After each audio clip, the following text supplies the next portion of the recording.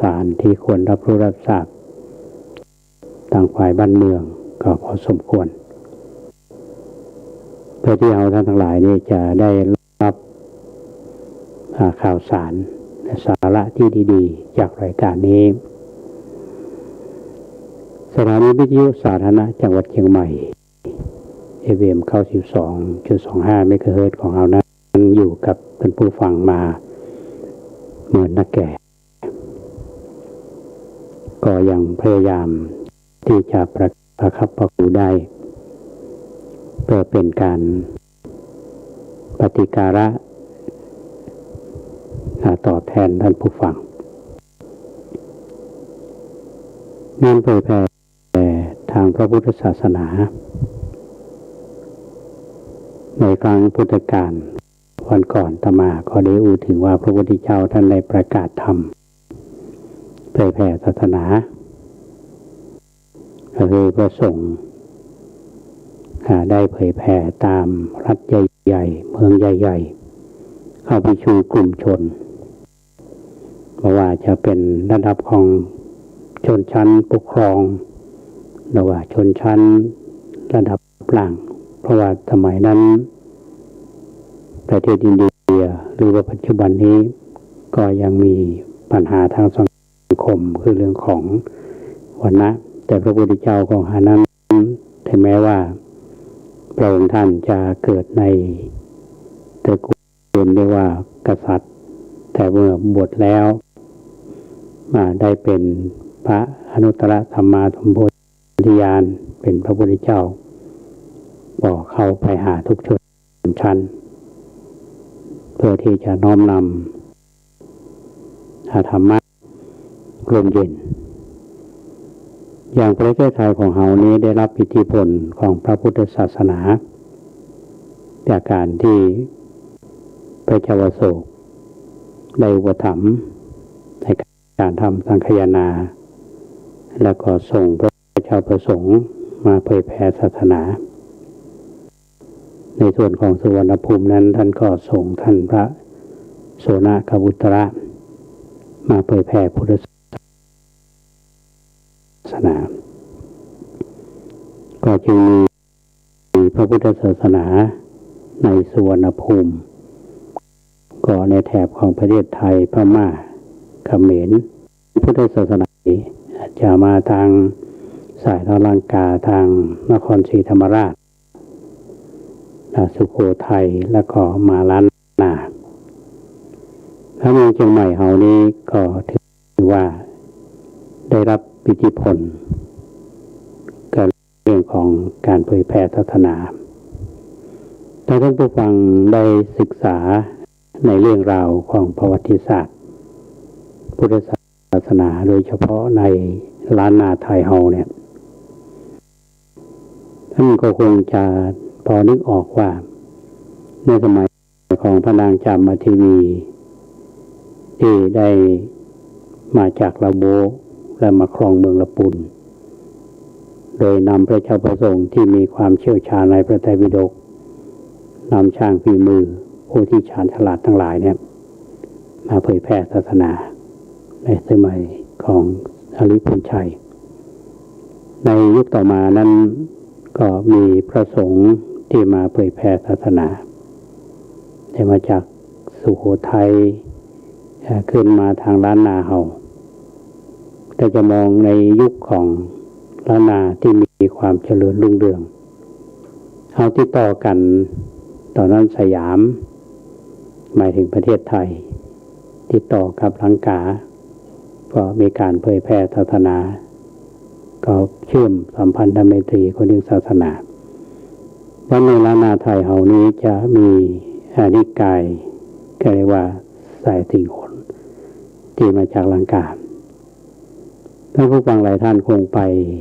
ติลปูนอย่างวัดพระยืนถ้าท่านก็ไปศึกษาเขาจะอ่านหลักฐานทางประวัติศาสตร์มีพระยืนที่เจดีย์ที่วัดพระยืนอำเภอเมืองลำพูนถ้าเราจำได้ว่ายุคนั้นท่านสุมาณเถระได้ มาเผยแผ่ศาสนาในสายของลังกาบงในยุคของพระเจ้ากือนาที่พระองค์ท่านได้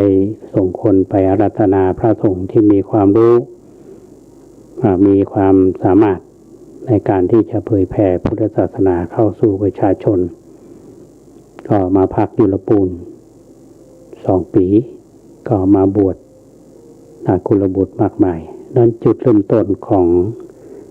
สายทิ้งขนจากนั้นก็มาสร้างวัดสวนดอกหรือสวนดงดอกขยอมมีการสร้างวัดว่าแล้วก็พระอารามขึ้นในยุคนี้ได้รับการสนับสนุนจากพระเจ้ากือนาการเผยแผ่ศาสนาในยุคนั้นพระมหากษัตริย์ท่านส่งเสริมก็มีความเจริญรุ่งเรืองในยุคต่อมานั้นก็ยังมีพระหนุ่มที่ไปเผยแผ่ศาสนาที่ลังกาก็หลังวัดสวนดอกที่มีความรุ่งเรืองมายุคของวัดป่าแดงเฮาในเรื่องของสายทิ้งขนที่อาตมาพยายามจะเชื่อมโยงให้ท่านทั้งหลายได้ทราบฉะนั้นเป็นเรื่องประวัติศาสตร์ของพุทธศาสนาก็มาเกิดนำคือท่านทั้งหลายได้ฟังกันในยุคของรัชวงศ์เมียงรายปัจจุบันนี้ในเมืองเชียงใหม่เฮาก็มีวัดวาศาสนาวัดวาอารามทั้งในคูเมืองทั้งรอบนอกเมืองก็หลายวัดหลายวาพระสงฆ์องค์เจ้าเฮาก็จึงในพัฒนาคุณภาพชีวิตทางด้านการศึกษาเมื่อก่อนนั้นเฮาเรียนหลักสูตรปริยัติธรรมนักธรรมบาลีนักธรรมก็จบนักธรรมตรีโทเอกนักบาลีก็เรียนตั้งแต่ประโท 1-2 ไปถึงปริญญา9 ประโยคมี3 นักเรียนดังๆเป็นการศึกษาในระบบเก่าการศึกษาระบบใหม่นั้นก็จะเป็นวิชาสามัญในระดับมัธยมศึกษาตอนต้นตอนปลายจบแล้วก็เรียนในระดับอุดมศึกษาคือในมหาวิทยาลัยสงฆ์มีทั่วประเทศมหาวิทยาลัยสงฆ์ในประเทศไทยเฮานี้มีอยู่2คือมมร.กับมชร2 สถาบันนี้มีวิทยาเขตทั่วประเทศพระสงฆ์องค์เรียนเฮาที่เรียนในระดับหลักสูตรใหม่ก็จะบาเข้มเหมือนหลักสูตรเก่าเหมือนครูบาอาจารย์ของเฮาที่ในยุคก่อนที่เรียกว่ายุคของล้านนาไทยเฮาศึกษาดูนี่เราจะเห็นว่าพระเถระในยุคก่อนมีผลงานทางวิชาการที่เรารู้จักกันในแวดวงวิชาการนะครับท่านที่เดินทางเข้ามาเมืองเชียงใหม่ผ่านสะพานนวรัตน์ได้ท่านจะหันหุบหล่อของพระเถระรูปหนึ่งคือพระธิริมังคลาจารย์แต่เดิมเนี่ยจะมีรูปหล่อของท่านอยู่ชั้น 2ของพุทธสถานซึ่งห่มผ้าแบบส่วนกลางแบบกรุงเทพต่อมาท่านสมเด็จพระมหารัชมังคลาจารย์ท่านก็ได้เดินทางมาหล่อรูปของพระธิริมังคลาจารย์ที่ห่มดองเหมือนกับห่มเมืองเชียงใหม่เฮาประดิษฐานอยู่อันนี้ถือว่าเป็นปราชญ์ในยุคนั้นก็เป็นผู้ที่มีเชี่ยวชาญและรจนาคัมภีร์หลายๆคัมภีร์แต่ที่เป็นทุจักนั่นก็คือมังคทัตถีปณีมังคทัตถีปณีก็การได้ศึกษาในเรื่องมงคลสูตรที่เราสวดการอาเสวนาจะพาลานังเนี่ยอันนี้เป็นผลงานของท่านเดี๋ยวมาพยายามจะเกริ่นให้ท่านทั้งหลายได้ฟังเรื่องนี้เราจะเห็นได้ว่าพระสงฆ์เรานั้นในยุคก่อนในยุคปัจจุบันการสื่อสารกับคนที่อยู่ในชุมชนในรูปแบบเดิมนั้นการเผยแผ่ก็อาจจะในชุมชนมีความใกล้ชิดกันมากขึ้น วัดเธอเป็นศูนย์กลางของชุมชนพระเจ้าประสงค์ที่ท่านอยู่ก็เป็นที่เคารพนับถือของคนที่อยู่ในชุมชนตัวเจ้าว่าอย่างไรชาวบ้านก็ว่าตัวพอยุคหลังๆนี้ความสัมพันธ์กันระหว่างวัดกับชุมชนนี่รู้สึกจะว่ามีปัญหาอาตมาวิเคราะห์ดูว่าในเมืองเชียงใหม่เฮานี้สมัยก่อนวัดใหญ่ๆก็ดีวัดน้อยก็ดีมีความสัมพันธ์กันมีความแนบแน่นพอเฮาพัฒนาในเรื่องของกายภาพพัฒนาด้านของวัตถุให้เจริญสิ่งอื่นเข้ามาเข้าทดแทนผู้คนที่อยู่ดั้งเดิมก็ล้มหายตายจากไปลูกเต้าเหล่าหลานก็ขายที่ดินออกไปอยู่ทางนอกที่เก่าเราอยู่เดิมนั้นก็เป็นของคนอื่นความสัมพันธ์กันระหว่างวัดกับชุมชนนี่เริ่มห่างเพราะว่าไม่ใช่คนพื้นเพเดิมมักจะมีความขัดแย้งกันในเรื่องของผลประโยชน์ตรงนี้ก็มันก็หมายถึงว่าบางทีเขามองกันคนละมุมพอคนมาก็มาแสวงหาผลประโยชน์จากพื้นที่ที่ไกลวัดอันนี้มีตัวอย่างมากมายเพราะฉะนั้นความขัดแย้งต่างๆก็เริ่มมีขึ้นคนก็บอกเข้าใจวัดก็บอกเข้าใจบ้านก็มีความขัดแย้งเพราะฉะนั้นตรงนี้แหละท่านผู้ฟังว่าหลักธรรมะของพระพุทธเจ้าเราที่จะนำมาใจเป็นสิ่งที่เราต้องคิดในปัจจุบันเนี่ยแม้พระสงฆ์องค์เจ้าเราเมื่อก่อนศึกษาถึงหลักธรรมและปฏิบัติปัจจุบันนี้หลักสูตรใหม่อย่างในมหาวิทยาลัยส่งก็ดีแต่ว่า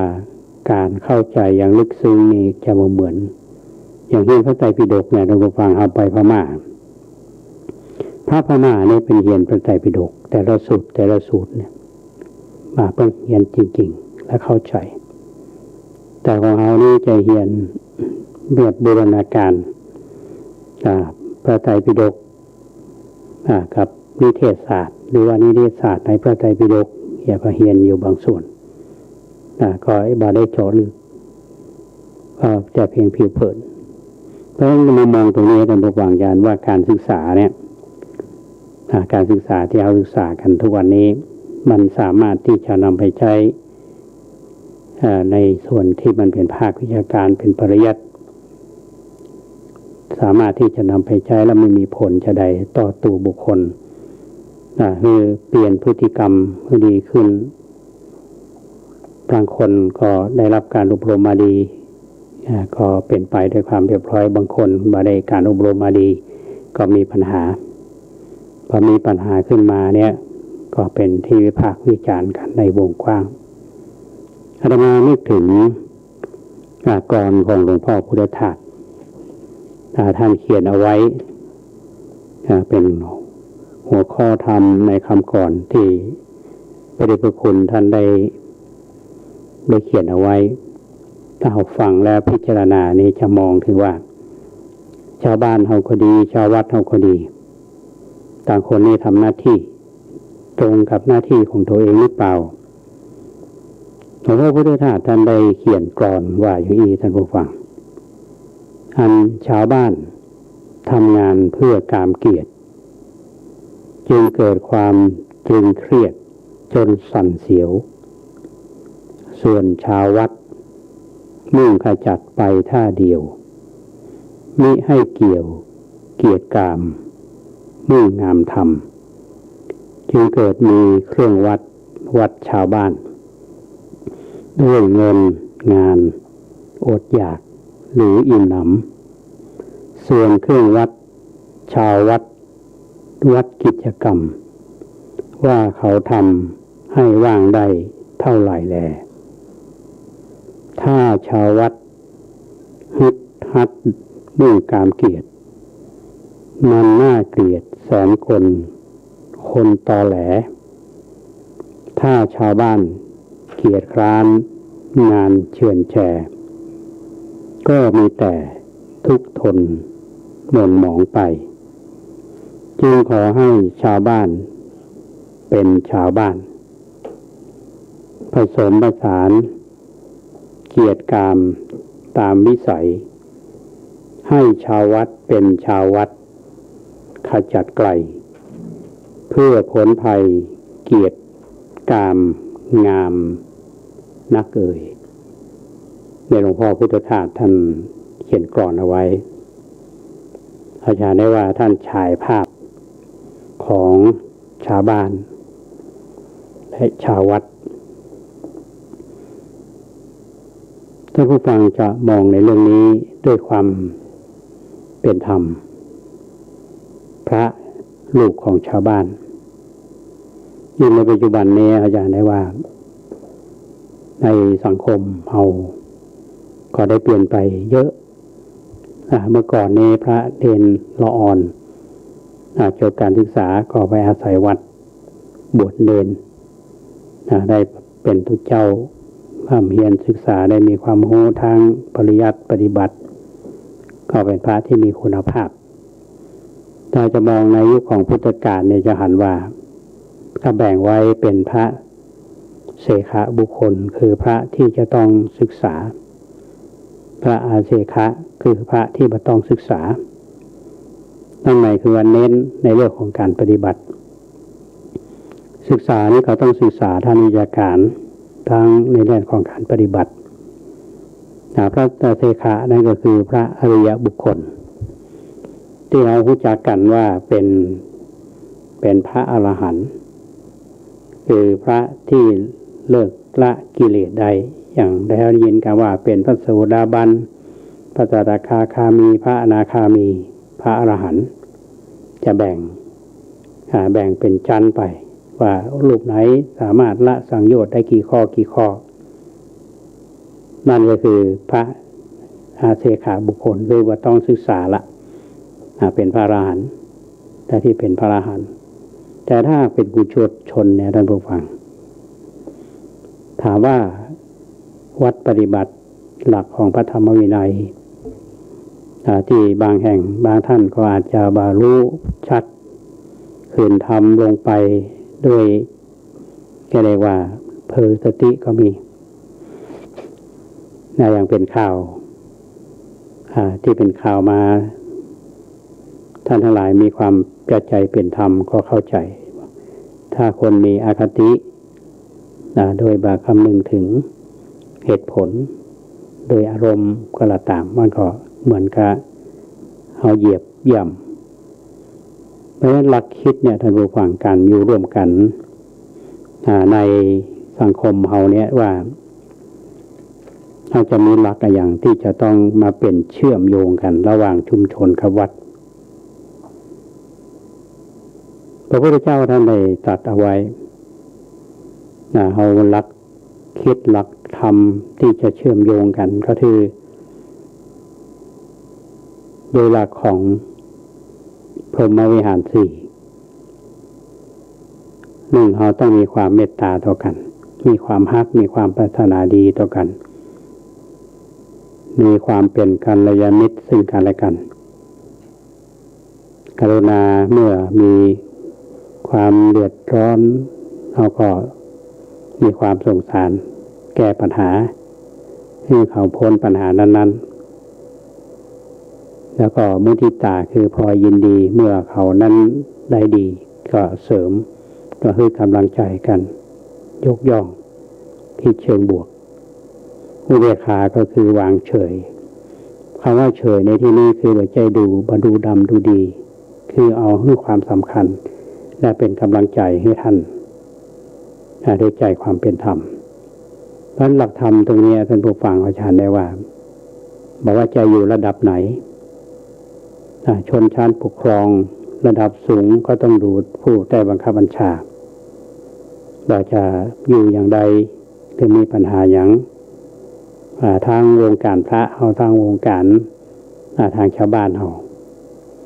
ถ้าเราใช้หลักอย่างนี้มันก็จะลดปัญหาแล้วแก้ปัญหาได้ในสุดถึงแม้ว่าแก้ปัญหาได้หมดเนี่ยความเรียกว่าเป็นกันเอง ความมีน้ำใจมันก็จะมีขึ้นเพราะฉะนั้นในยุคปัจจุบันเนี่ยท่านผู้ฟังจะเห็นได้ว่าการสื่อสารกันเมื่อก่อนนั้นก็อาจจะสื่อสารช้าแต่ทุกวันนี้เป็นไปด้วยความรวดเร็วแต่ในขณะความรวดเร็วที่เกิดขึ้นมันก็มีข้อผิดพลาดมากมายดังนั้นเราก็ต้องมีใจเป็นธรรมอาตมาภาพก็ฝากให้ท่านทั้งหลายว่าวันนี้เราควรจะหันใจซึ่งกันและกันง่ายๆก็คือหันใจกันเยอะนักขึ้นคนที่ด้อยโอกาสเราก็พยายามที่จะแบ่งปันและให้โอกาสคนที่เดือดร้อนเราก็ต้องช่วยเหลือกันอย่างเราหันภาพรวมทุกวันนี้ในสังคมเรามันมีทั้งบวกและลบเรามีทั้งหันใจช่วยเหลือเกื้อกูลกันแล้วก็มีการเหยียบย่ำกันดูถูกมีอยู่เพราะฉะนั้นเราจะได้ว่าในคำสอนในทางพระศาสนาที่เราศึกษาเราเรียนและนำไปปฏิบัติเนี่ยมันอยู่ที่ประสบการณ์ในการเรียนในการทำงานและขึ้นอยู่กับวัยนะธรรมาว่าวันก่อนนี้มีโยมมาทำบุญท่านผู้ฟังก็ได้อู้กันว่าในชีวิตเนี้ยตอนหนุ่มๆเขาก็ศึกษาเราเรียนต่อมาวัยที่เขาช่างครอบครัวเขาก็มีครอบครัวมีลูกมีเต้าก็ส่งเสริมมาให้เขาได้มีการศึกษาเป็นคนดีในสังคมมีคุณธรรมพอมาบั้นปลายแห่งชีวิตแล้วเนี่ยมันก็ต้องดูเวลาที่เหลืออยู่นี้มากน้อยแค่ไหนและคุณจะทำมาอย่างให้เป็นประโยชน์มีโยมท่านหนึ่งท่านบอกว่าในวัยปัจฉิมวัยเนี่ยโยมบอกว่าที่ทำก็คือพยายามที่จะดูแลตัวเองบ่ประมาทจะบริหารเวลาที่เหลืออยู่นี้ได้จะใดอันนี้คงจะหมายถึงผู้สูงอายุก็รวมถึงอาตมาตัวเองก็รวมก็ถึงท่านผู้ฟังหลายๆท่านที่เขาเป็นผู้สูงอายุเนี่ยวิธีคิดและวิธีการอยู่ร่วมกันเนี่ยมันก็จะแตกต่างจากคนหนุ่มสาวเพราะว่าในทางศาสนาเนี่ยเป็นตึงเชิญหรือให้กำลังใจให้สร้างบุญสร้างคุณงามความดีเหมือนที่พระพุทธเจ้าท่านได้ตรัสเอาไว้ว่าคิดดีพูดดีทำดีคิดดีพูดดีทำดีพระโยมที่ว่าเนี่ยท่านบอกว่าชีวิตที่เหลืออยู่นี้ก็เหมือนกันนับถอยหลังท่านว่า นับถอยหลังหมายความว่าตัวเลขอาจจะเพิ่มแต่ชีวิตเราอาจจะสั้นพันเวลาที่เหลืออยู่นี้จะแยกจะใดให้มันเป็นประโยชน์มีบางคนบางท่านก็อาจจะพลาดเวลาไปบ่ทำบุญบ่สร้างกุศลประมาทอยู่ทั้งนี้มีอายุมากแต่นั้นก็พยายามสร้างคุณงามความดีในวันปลายแห่งชีวิตเราเชื่อว่าเวลาที่เหลืออยู่นั้นถ้าทำคุณงามความดีเพื่อสร้างครอบครัวเพื่อเป็นที่พึ่งของบรรดาลูกหลานเป็นที่พึ่งของคนในสังคมแล้วก็เป็นที่เคารพนับถือของคนที่อยู่ในสังคมแต่เวลาที่เหลืออยู่นี้ที่ทำอย่างนี้ก็จะมีคุณค่าชีวิตเราก็จะมีคุณค่าก็ฝากท่านทั้งหลายเป็นกำลังใจซึ่งกันและกันวันคนเฮาแต่ละท่านนั้นโอกาสมันไม่เหมือนกันบางคนมีโอกาสแต่ว่าใช้โอกาสให้ดีทำให้ชีวิตมีค่าพาเวลาได้เปล่าประโยชน์เพราะฉะนั้นก็ก่อนที่จะพักเบรกวันนี้ก็ต้องขออนุโมทนากับท่านผู้ฟังท่านหลายๆท่านที่โทรศัพท์มาถามไทยแล้วก็สอบถามอาตมาเรื่องสุขภาพพ่อง แล้วก็อันนี้ก็ต้องขอบคุณนะครับและโยมหลายท่านก็เป็นห่วงแล้วก็เป็นห่วงเป็นใยหลายท่านอย่างคุณแม่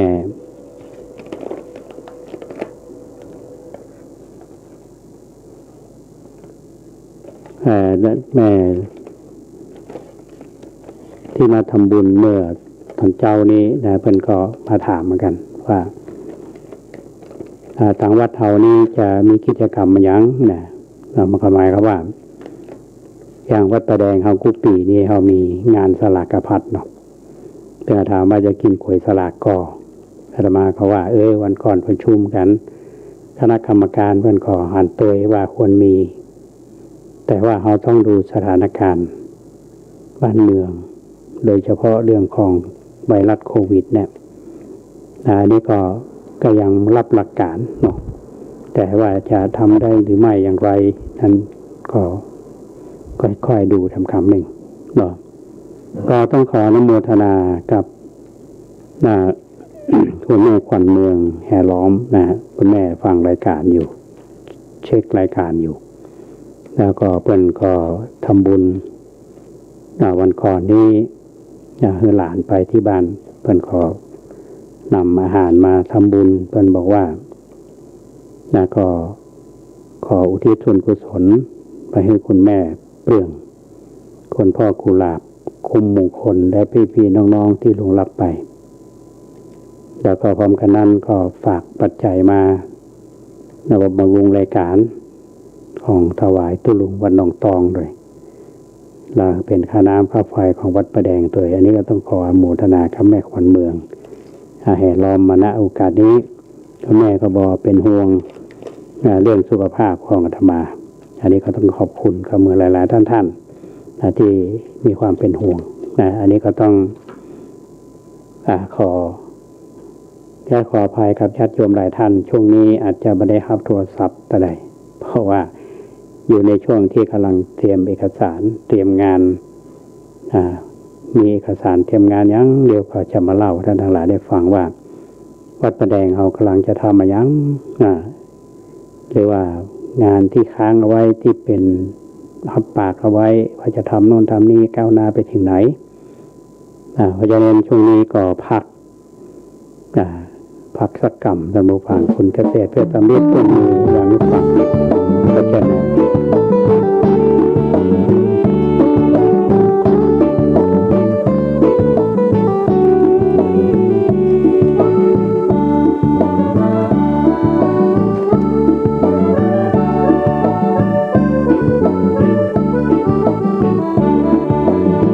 พุทธมามกะมีพระไว้ในดวงใจไม่มัวหลงไหลสิ่งใดแม้มาล่อลวงไม่ไปพันผูกอบายมุขทั้งปวงก้าวได้ลุล่วงผ่านพ้นจากผลตั้งใจถือครอบครัวเป็นหลักครองรักคู่ครองคนเดียวมั่นคงแน่นเหนียวรักเดียวเพียงพออุ่นไอศีลห้ายึดมั่นปัญหาเป็นอันหมดไปอุดผ่องสดใสไม่ไปเบียดเบียนผู้คนทำมาหากินทรัพย์สินประหยัดอดออมหวังวันที่พร้อมสร้างวันที่ไม่ขัดสนไม่หวังโชคช่วยเรื่องหวยจะรวยหรือจนสู้และอดทนแบบประชาชนคนดีพุทธมามกะมีพระชี้นำทางเดินอุปสรรคเผชิญสมาธิใจเกิดมีทำบุญตักบาตรไหว้พระจิตใจสุขีอิ่มเอมหรือดีเรานี้พุทธมามกะ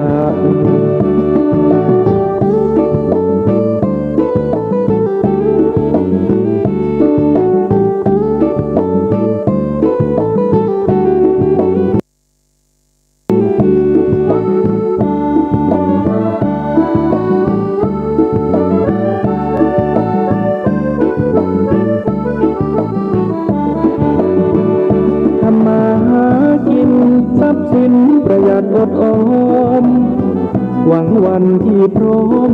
สร้างวันที่ไม่ขัดสนไม่หวังโชคช่วยเรื่องหวยจะรวยหรือจนสู้และอดทน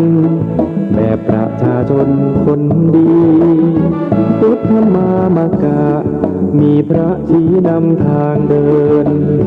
อุปสรรคเผชิญสมาธิใจเกิดมีทำบุญตักบาตรไหว้พระจิตใจสุขีอิ่มเอมหรือดีเรานี้พุทธมามกะ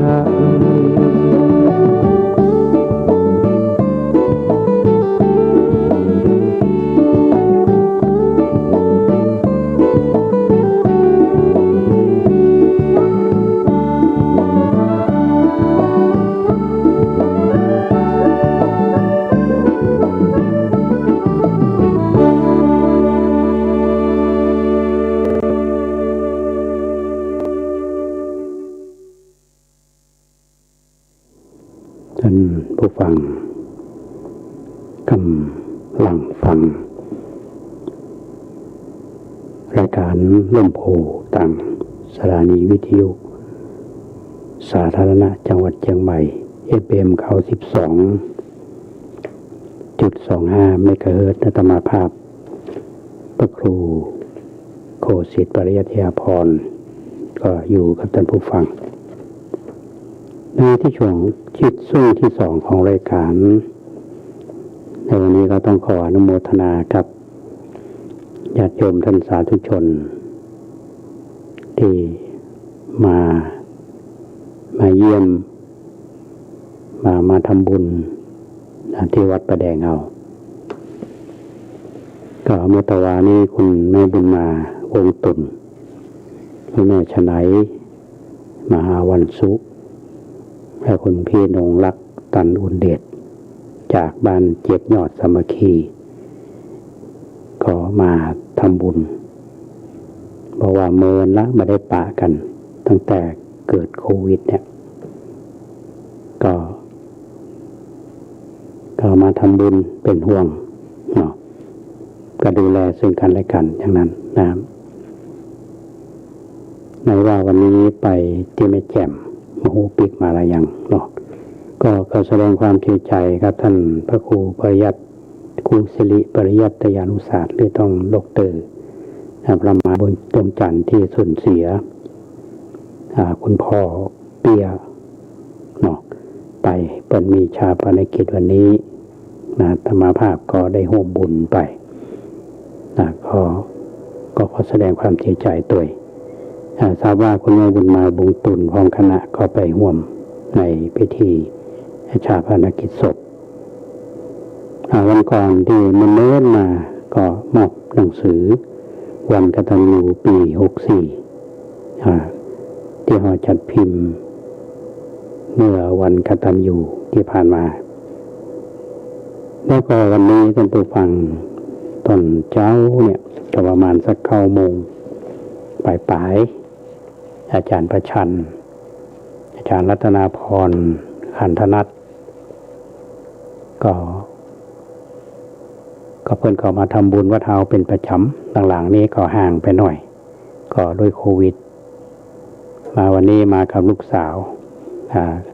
ท่านอาจารย์เพิ่นบ้านอยู่ลำพูนเจ้าก็มาพอลูกสาวมีหอพักอยู่หมู่14เนี่ยแต่ก็มาทำบุญวันนี้เพิ่นได้นำหนังสือของหลวงพ่อพุทธทาสและก็ท่านเจ้าคุณพรหมคุณาภรณ์ปอ.ประยุการมาถวายธรรมาก็มีหนังสือพุทธประวัติจากพระโอษฐ์จำนวน1 เล่มอริยสัจจากพระโอษฐ์จำนวน2 เล่มภาคต้นกับภาคปลายอันนี้เป็นงานของหลวงพ่อพุทธทาสภิกขุสวนโมกขพารารามชัยยาจังหวัดสุราษฎร์ธานีส่วนหนังสือพุทธธรรมของท่านพระพรหมคุณาภรณ์1 เล่มเล่มนี้เป็นภาคขยายทางมหาวิทยาลัยมหาจุฬาลงกรณราชวิทยาลัยมันก็พิมพ์เผยแพร่ก็ต้องขออนุโมทนามาในโอกาสนี้ เอาได้หนังสือดีๆเนี่ยมาอ่านมาศึกษาแล้วก็พระเนนที่ศึกษาในมหาวิทยาลัยก็มีโอกาสได้ค้นคว้าหนังสือที่พระนามายเนี่ยท่านผู้ฟังอย่างยกตัวอย่างเช่นว่าพุทธประวัติจากพระโอษฐ์เราศึกษาพุทธประวัติมาเนี่ยก็มีคนรจนาแต่งก็อาจจะนำมาจากพระไตรปิฎกสูตรนั้นสูตรนี้พ่องหรือการจะรจนาเพิ่มเติมใส่ไข่ใส่นมไปพ่องอะไรอย่างนี้มีอธิวินิหารพ่องแต่ว่าพุทธประวัติจากพระโอษฐ์เนี่ยก็คือเป็นการรวบรวมเรื่องที่พระพุทธเจ้าท่านได้ตรัสกับเรื่องของพระองค์เองในสูตรต่างๆเอามาร่วมมาหนังสือเล่มนี้ก็เป็นหนังสือที่ดีก็ต้องขอบคุณท่านอาจารย์ไพชัญอาจารย์รัตนาพรคณนาถพร้อมลูกสาวที่มาถวายทุกตีวันเถอะเนาะตอนก่อนเพลนี้ก็มีโยมมาทำบุญแม่ครูสนเมื่อก่อนนี้เป็นก็สอนอยู่ที่โรงเรียนเชิงดอยนะแล้วก็ครูพรทิพย์เดี๋ยวรู้จักกันว่าครูโกผู้อภิสิทธิ์บ้านก็มาทำบุญถวายสังฆทานในปรารภวันนี้เป็นวันเกิดของลูกบ่าวคือนายชินดนัยผู้อภิสิทธิ์ก็นิมนต์ทุกเจ้ามาอาตมาภาพก็นำพระเนนได้สวดถวายพรพระแล้วก็ถวายสังฆทานให้พรก็ขอให้คนชินดนัยเนาะก็มีกำลังวังชาดีเนาะเป็นกำลังสำคัญของครอบครัวของพ่อแม่เขาต้องขออนุโมทนาเนาะเปิดมาทำบุญอย่างครูพรทิพย์หรือครูโกมาบัดใดพระกรรมหาโนศาลาในประสงค์เนี่ยพอไปทางได้จำมหันนาฬิกาก็เพิ่นเขานาฬิกามาถวาย2 เรือนหนึ่งขอติดที่ศาลาเนกประสงค์แถมเรือนหนึ่งเปิดบอกว่าเรือนนี้เป็นเรือนไม้สักไปเมื่อตอนเกษียณอายุเปิดก็มาว่าเอาไปไว้ห้องประชุมครูบาอ่องเพราะว่าก็ขาดเหมือนกันเพราะฉะนั้นก็ต้องขออนุโมทนาทุกท่านที่มาทำบุญถวายพระทานเพลแด่พระสงฆ์สามเณรวัดประแดงเขาก็ผ่านไปด้วยความเรียบร้อยในช่วงบ่ายท่านผู้ฟังก็มีการประชุมตรวจรับงานซึ่งทางบริษัทแสงชัยมอเตอร์เซลล์จำกัดเนี่ยเป็นเจ้าภาพเรียกว่าปรับปรุงหรือบูรณะศาลาโตแสงชัยก็เรียบร้อยไปแล้วแต่ว่ามีการปิดทองพระในศาลาก็จึงจ้างช่างเดินมาตอนนี้คณะการตรวจรับงานก็ผ่านไปด้วยความเรียบร้อยก็ต้องขอบคุณผู้ที่มีส่วนเกี่ยวข้องทุกท่านที่ช่วยกันโดยเฉพาะคณะกรรมการวัดประแดงเฮาที่มีความเสียสละมาช่วยเหลือกันแล้วก็อนุโมทนาบุญกับบริษัทแสงชัยมอเตอร์เซลล์จำกัดณที่นี้ตัวยอันนี้ก็ผ่านไปด้วยความเรียบร้อยถ้าจบแล้วก็เกือบจะ5 โมงเกินท่านบอกเข้ามาสถานีวันนี้ก็แสดงว่าถึงเช้าถึงบ่ายเนาะก็ทำงานอันนี้ก็เล่าสู่กันฟังวันก่อนอาตมาเล่าเรื่องของวัดประแดงโยมเพิ่นก็โทรมาเพิ่นบอกว่าโอ้ฟังแล้วก็ทำนึกหันภาพในสมัยนั้นก็คือปี2500ท่านผู้ฟังปีนี้2564แล้วบวกลบเอากี่ปีเนาะท่านอาจารย์บัญชาอาทิตะฮิโลเพิ่นเป็นเจ้าวาดเพิ่นก็ได้เขียนอาตมาก็นำมาเล่าท่านทั้งหลายได้ฟังกันก็ได้เพิ่มเติมบางสิ่งบางอย่างเพื่อให้มันเข้าใจชัดแล้วก็ท่านก็เขียนมาถึงตอนท้ายว่าวัดประแดงเนี่ยกำลังทำอะไรถามตัวท่านเองหรือถามญาติโยมในสมัยนั้นถ้าเหมือนกับว่าตั้งคำถามปัจจุบันนี้ว่าวัดประแดงกำลังทำอะไรท่านบอกว่าพระสงฆ์ในวัดประแดงเนี่ยปัจจุบันนี้ก็พิจารณา และทราบทางแห่งความเสื่อมพร้อมทั้งวิธีที่จะหลีกออกจากความเสื่อมและทราบทางแห่งความเจริญพร้อมทั้งวิธีที่จะทำให้ไปสู่ความเจริญพ้องแล้วดังนั้นในพรรษาที่ 2,500 เนี่ยมีตุเจ้าจำนวน6 รูปสามเณร1 รูปคฤหัสถ์ผู้อาศัยแถมล้วนแล้วเป็นผู้มาใหม่ทั้งสิ้นผู้ถูกแต่งตั้งขึ้นมารักษาการเจ้าวาดมีพรรษา 5ก็มาจากวัดอุโมงค์รองก็มีพรรษา 8มาจากวัดอุโมงค์ลูกวัดผู้มีพรรษา 25นี้เป็นพระเถระมาจากสำนักปฏิบัติวิปัสสนาทโพธารามวัดลำปึงได้มีมติตกลงกันว่าเราจะบ่ปกครองกันด้วยยศหรือว่าตำแหน่งแต่จะปกครองโดยมติสงฆ์มีมติจะใดก็ให้ทำอย่างนั้นเราจะปกครองกันโดยธรรมวินัยเคารพผู้มีอาวุโสมีพรรษาแก่กว่าให้เป็นที่ปรึกษามีมติให้ปฏิบัติธรรมประจำวันหลังนี้เจ้าตื่นตั้งแต่ตี 4ทำกิจวัตรไหว้พระทำวัดเช้าแล้วก็ปฏิบัติกรรมฐานเดินจงกรมนั่งสมาธิภาวนาจนรุ่งสว่างก็ออกบิณฑบาตเวลา 7:30 น.ฉันภัตตาหารเช้า 9 โมงก็ปิดไปที่พักแห่งตนปฏิบัติธรรมตามอัธยาศัยตอนเย็นเวลา 5 โมงแมลงลงทำวัดสวดมนต์แล้วก็ปฏิบัติกรรมฐานเดินจงกรมสลับกันนั่งสมาธิภาวนาจนถึงเวลาพักผ่อน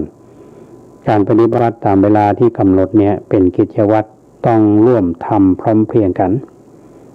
ในเวลาที่กำหนดนี้ให้ปฏิบัติอยู่ในที่พักของตนโดยพระเถระผู้มีพรรษา 25เป็นที่ปรึกษาและให้คำแนะนำตามที่ท่านได้เรียนรู้และผ่านการปฏิบัติจากสำนักวิปัสสนาตโพธารามลำปึงท่านได้กล่าวมาถึงตอนนี้ท่านผู้ฟังทีนี้ก็บอกว่านั้นอาคารที่กำลังจะทำหรือว่าทำไปแล้วหรือกำลังจะทำเนี่ยท่านบอกว่าทุกท่านที่มีอุปนิสัยใครทำมาปฏิบัติขึ้นไปอยู่เนินดอยวัดประแดงได้สัมผัสกับลมที่พัดมาจากชายเขารับอากาศบริบูรณ์ได้มองทิวทัศน์ทั่วเมืองเชียงใหม่และวิวของมหาวิทยาลัยเชียงใหม่อย่างชัดเจนทุกท่านรับว่าวัดประแดงเนี่ยเป็นสถานสัพพายะเหมาะสำหรับที่จะตั้งเป็นสำนักปฏิบัติธรรมถ้ามีศาลาไว้ให้โอกาสแก่ผู้ที่รับความเคร่งเครียดงานประจำหรือว่าจำเจกับสภาพอากาศที่มันมีคาร์บอนมอนอกไซด์ไปทั่วเมืองเนี่ยขึ้นไปนั่งพักผ่อนเปลี่ยนบรรยากาศชมทัศนียภาพอันตรการตาและน่าชื่นใจของนครเชียงใหม่ก็จะทำให้ความยุ่งยากวุ่นวายคลายทุกโศกไปอย่างน่าอัศจรรย์เชื่อว่าจิตใจท่านที่ได้ขึ้นไปสัมผัสกับบรรยากาศบนเนินดอยวัดประแดงแล้วก็จะเกิดความเบิกบานสงบเยือกเย็นลงได้แล้วผลต่อไปก็จะทำให้เกิดสันติสุขจิตเป็นกุศลแล้วกุศลอื่นๆก็จะตามมาสภาพจิตนี้จะสามารถทำให้เกิดขึ้นในใจของพลเมืองไทยได้มากเพียงใดสังคมไทยก็ค่อยๆมีสันติสุขห่างไกลจากโรคประสาทและมีอายุยืนขึ้นมากเพียงนั้นแน่แท้เนี่ยท่านก็ได้เป็นความหวังและก็เชิญชวนในยุคนั้น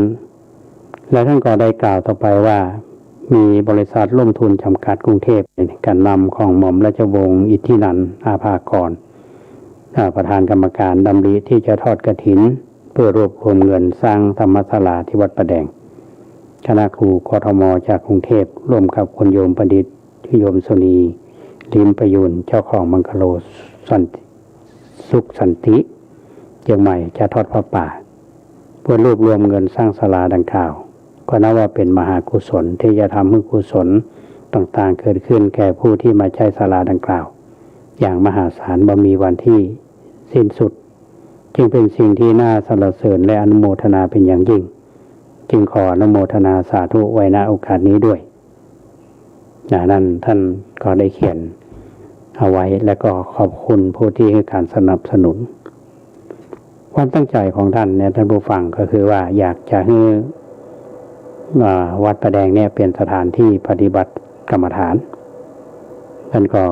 เชิญชวนจ้างกุฏิกรรมฐานท่านก็บอกว่าทางวัดขออนุโมทนาและขอบคุณที่หลายประการล้วนแล้วแต่เป็นประโยชน์แก่ทางวัดเพื่อที่จะทำให้เป็นประโยชน์อย่างกว้างที่สุดทั้งแก่ผู้ที่ได้คำแนะนำทั้งแก่ทุกท่านที่จะไปเยี่ยมบนวัดในโอกาสต่อไปเรื่องการก่อสร้างมีผู้แนะนำหลายแบบส่วนมากก็จะให้สร้างกรรมฐานเล็กๆขนาด2x3 เมตรพอปฏิบัติธรรมได้เพียงผู้เดียวท่านก็บอกว่าในพรรษาที่2520เนี่ยก็จะมีทางวัดจะได้รับการสงเคราะห์จากผู้มีศรัทธาโดยสร้างกุฏิปฏิบัติกรรมฐานเสร็จไป3 หลังละกำลังลงเสาตั้งโครง2 หลังก็คือเจ้าของเรียนศิริกรและโรงเรียนอนุสารถวายไม้และเสาสำหรับ3 หลังเนี่ยกุฏิกรรมฐานท่านผู้ฟังแต่ท่านก็ยังอู้ต่อไปแถมท่านฝากเอาไว้เรื่องของวัดประแดงเนี่ยก็เป็นวัดในอยู่อุดมคติของท่านในรายละเอียดเนี่ยอาตมาจะค่อยๆนำมาเล่าให้ท่านผู้ฟังได้ฟังในโอกาสต่อไปที่นำเรื่องนี้มาท่านผู้ฟังเนี่ยก็บอกคิดว่ามันเสียเวลาแต่อย่างน้อยก็ทำให้อาตมาแล้วก็ญาติโยมที่ฟังรายการเนี่ยจะมองภาพในอดีตที่มันล่วงแล้วมาเนี่ยโอ้โหกี่ปีเนี่ยมันจะเป็นประโยชน์แก่เราได้อย่างไรถ้าเรามาเชื่อว่าทำเมื่อเรามองในบริบทในสมัยนั้นว่าพระเขาตั้งใจที่จะทำงานโดยเฉพาะด้านอาจารย์บัญชาเป็นเรียกว่าเป็นพระที่อาวุโสคือท่านมีอายุมากท่านบวชเมื่ออายุนักแล้วแต่ก็ตั้งใจปฏิบัติแล้วก็ตั้งใจทำงานเพื่อเผยแผ่พระพุทธศาสนานี่เป็นเจตนาที่อาตมาภาพนำเรื่องนี้มาเล่าท่านผู้ฟังได้ฟังกันแล้วก็จะเป็นข้อมูลในเชิงประวัติศาสตร์เหมือนกันนอกจากทำเมื่อรู้ว่าเราจะทำงานต่อไปเนี่ยโจทย์สำคัญนั่นก็คือทำสิ่งใดไปเนี่ยให้เกิดประโยชน์แก่คนในศาสนาเกิดประโยชน์แก่คนในยุคต่อๆไปเนี่ยสถานที่ต่างๆก็สำคัญอันนี้เป็นเรื่องที่ทางวัดถึงอาตมาภาพนี่ก็พยายามที่จะทำงานตรงชิ้นนี้อย่างปัจจุบันนี้เราพยายามที่จะประสานกับหน่วยงานกับส่วนบุคคลสำหรับญาติโยมที่มีความเข้าใจเป้าหมายในการทำงานวัดประแดงของปัจจุบันเนี่ยท่านผู้ฟังตั้งแต่อาตมาอยู่ก็20 กว่าปีเนี่ยตั้งแต่ปี2542ก็มานับหนึ่งใหม่ก็มาถึงพศ2564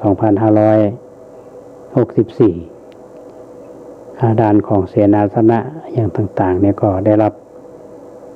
ความเมตตาจากญาติโยมที่หวังจะให้สิ่งที่ดีมันเกิดขึ้น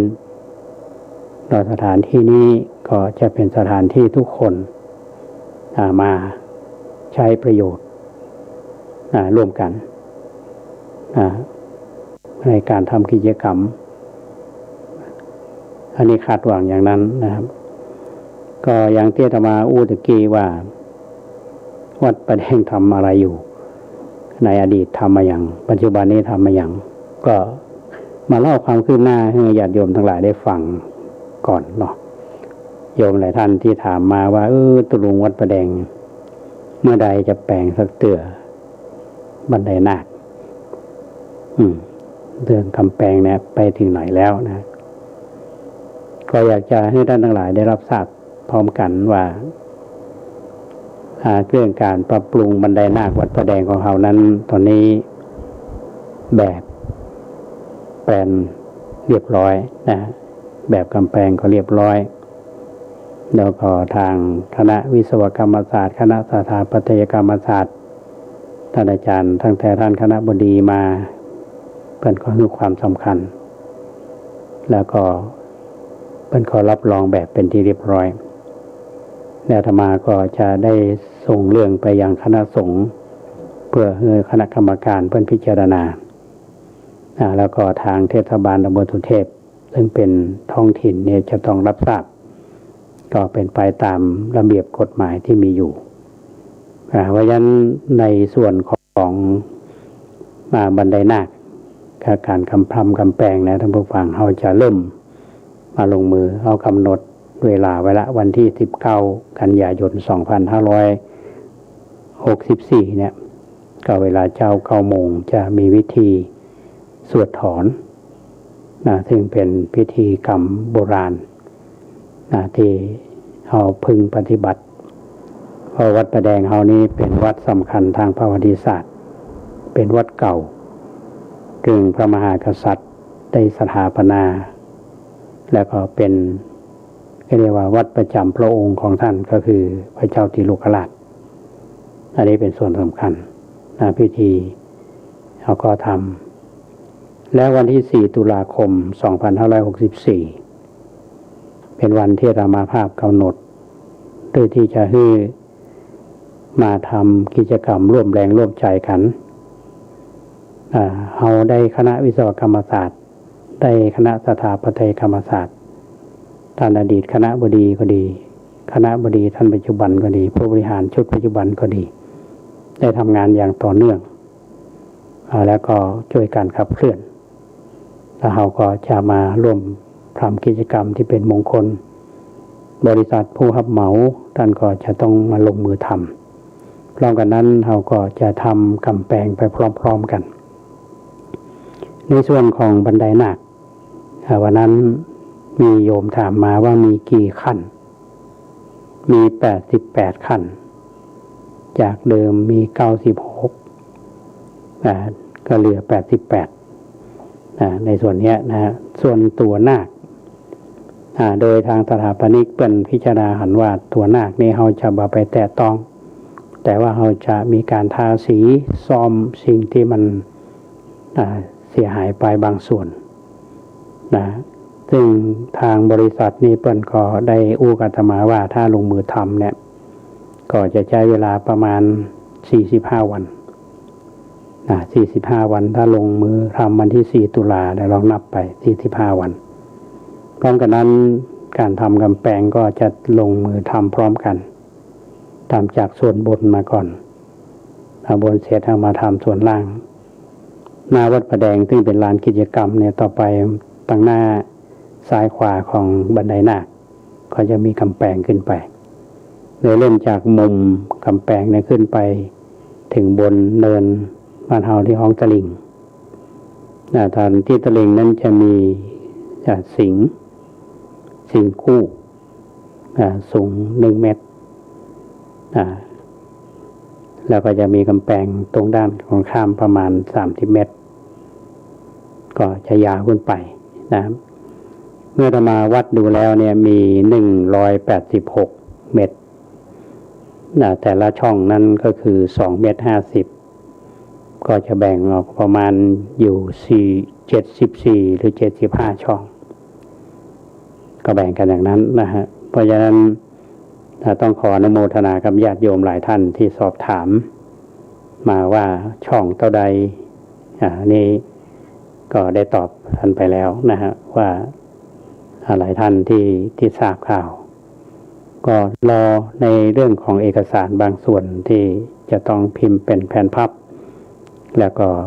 แจกจ่ายเชิญชวนท่านผู้ใจบุญทั้งหลายมาร่วมกันสร้างในเรื่องของบันไดนาคแล้วก็กำแพงวัดประแดงเขาแซวท่านผู้ฟังว่างูงานวัดประแดงม่วนอย่างนี้ไปยืนข้างกำแพงเนาะอิงกำแพงดูหนังอยู่เขาว่า คือความหมายมันคือวัดประแดงมันมีกำแพงวัดนี่เปิด24 ชั่วโมงท่านผู้ฟังเขาได้หมด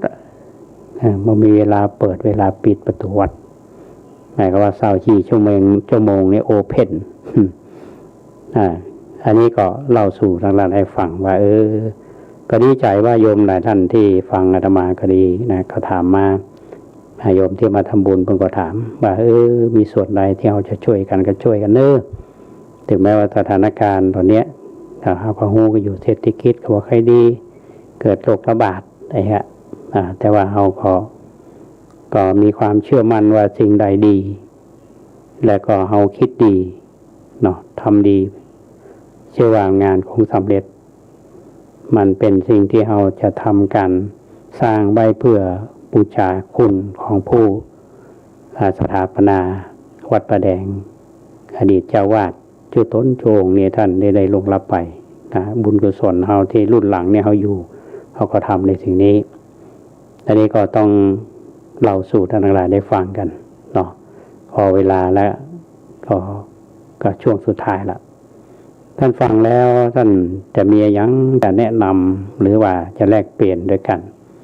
นะก็ท่านสามารถที่จะโทรศัพท์หาธรรมาภาพได้เนอะหมายเลข0818815690